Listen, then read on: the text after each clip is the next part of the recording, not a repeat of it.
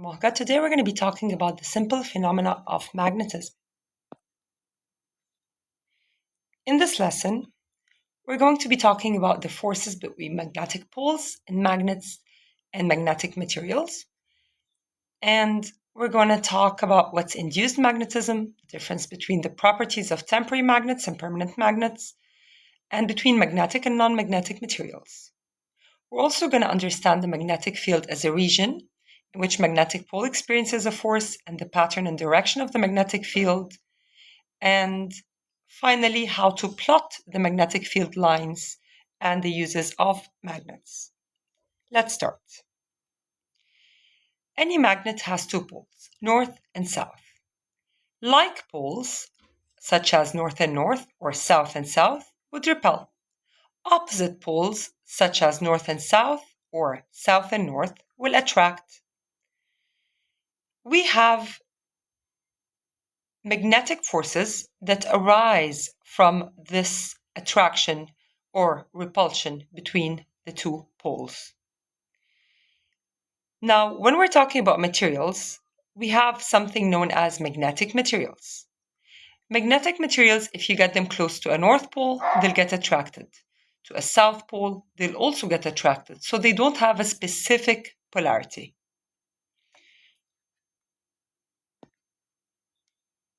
Next, we have the magnetic field. If you were given one magnet, just one magnet, and you were asked to draw the magnetic field of this magnet, of course we know that the force that is there, the magnetic force, is invisible. We cannot see it. But we can do experiments to prove that it's there and to prove its direction. So let's first know how to draw it, and then we will explain which areas of this magnetic force is the strongest and which areas are the weakest. So the parts that are close to the poles, like close to the North and the South Pole, are the strongest ones. So as you can see, they're very, very close to each other, and therefore they are the strongest parts which have a magnetic field. Second of all, how do we draw it? The direction of the magnetic force is always from the north to the south. So as you can see, north has all the arrows coming out of it, and south has all the arrows going inwards. And always draw the arrowhead to show the direction of the magnetic field. Now, the most important thing is that you need to draw the arrows going from north to south. And second of all, that the arrows should not overlap. And the third thing is that the distance or the space between the lines themselves, as you go further, the distance between the lines increases. Okay? To show that it's a weaker field. All right. So here they're saying that every magnet generates its own unique magnetic field, and the field extends outward from the magnets in all directions, its strength diminishing or decreasing as you increase the distance from the source. So as we said, the direction is always from north to south. They never intersect. And how many fields are shown is an indication that you are close to the poles or far from the poles. The field is strong or the field is weak. Now let's compare magnetic and non-magnetic materials. Magnetic materials like iron, nickel, cobalt, when they're placed near a magnet, the magnetic domains within these materials align themselves to create a strong magnetic force of attraction, so they attract to the magnet. So the magnetic material is not a magnet itself, it just gets attracted to a magnet. Non-magnetic materials, however, like plastic, rubber, wood, and glass, they do not get attracted to a magnet. Magnetic induction.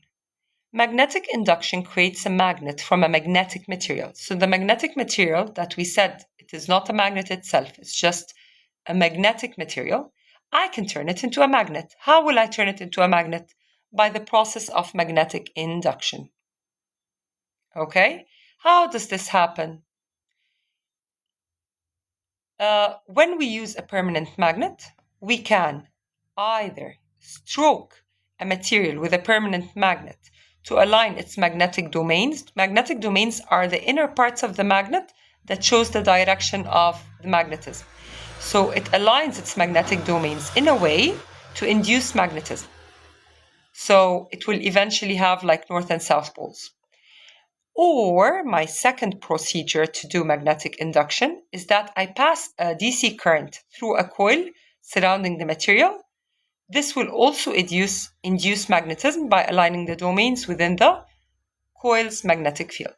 So either I stroke it with a permanent magnet, or I pass a DC current through a coil surrounding the magnetic material. You have to know both ways of magnetic induction. All right, next, how can I demagnetize those materials? I have 3 ways. Number 1, hammering. Hammering a magnet disrupts the domain alignment within, which weakens its magnetic properties.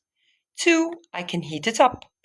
Heating a magnet will cause thermal agitation, which misaligns the domains again.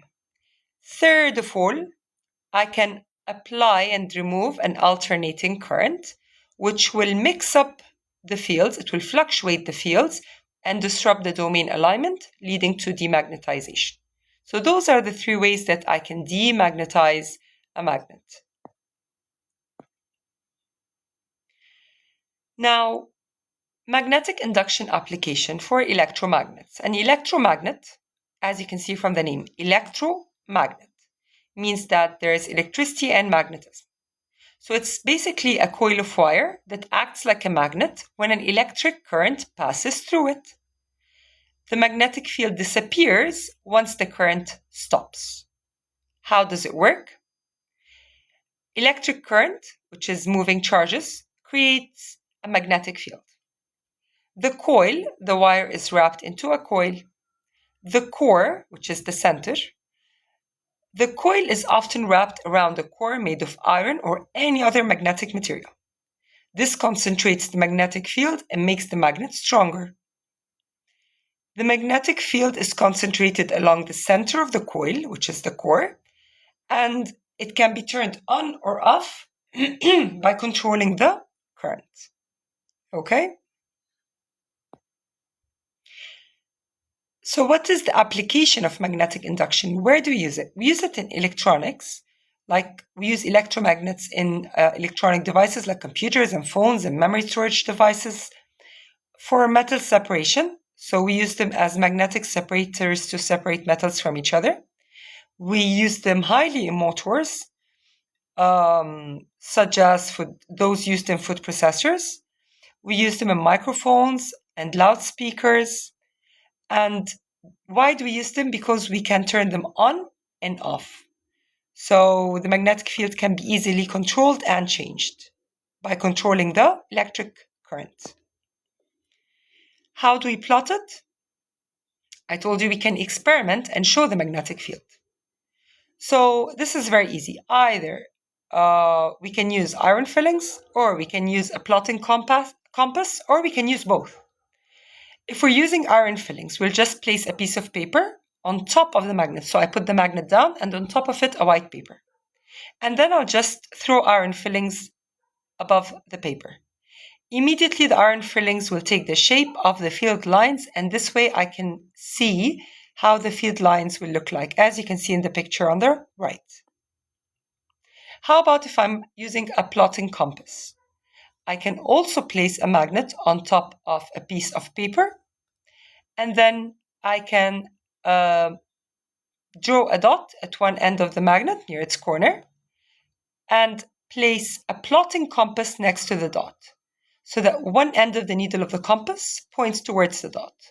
Use a pencil to draw a new dot on the other side of the compass needle. Now move the compass so that it points towards the new dot and repeat the above process. So basically you're going to keep moving the compass, as you can see, to see in which direction it's pointing, and accordingly just draw the line and draw the arrow to where it is pointing. Of course, you know that the compass has north and south, and it will show you the direction to where the field is showing. So I'll keep repeating this over and over again. Eventually, I'll remove the compass, link the dots using a smooth curve to show the magnetic field line. The direction of the field lines go from the North Pole to the South Pole of the magnet, as we already know. And I can just keep repeating it over and over around the bar magnet to have a bigger picture. So where do we use permanent magnets? Like we said, electric motors, generators, electric accelerators, magnetic recordings, headphones and earphones, smartphones, television sets. Electromagnets, we use them in speakers, electric bells, electric cranes, like magnetic lifting devices, medical devices, control switches and relays, spacecraft propulsion systems, and induction heating. Well, that's all for today's lesson. I'll see you guys next class. Let me know if you have any questions. Have a lovely day.